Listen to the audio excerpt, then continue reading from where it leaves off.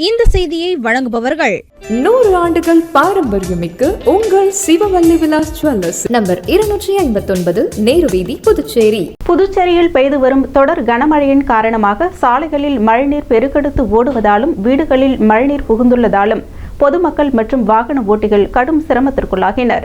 வடகிழக்கு பருவமழை தென் மாவட்டங்களின் உட்பகுதிகளில் மிக தீவிரம் அடைந்திருப்பதாக சென்னை வானிலை ஆய்வு மையம் அறிவித்துள்ளது.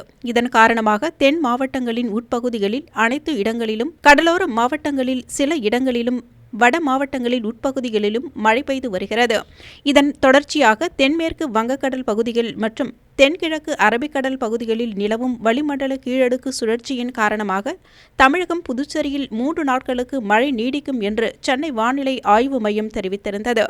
அதன்படி தமிழகத்தின் அநேக இடங்களிலும், புதுச்சேரி, காரைக்கால் பகுதிகளிலும் இடி மின்னலுடன் கூடிய மிதமான மழையும், ஓரிரு இடங்களில் கனமழை முதல் மிக கனமழையும் பெய்து வருகிறது.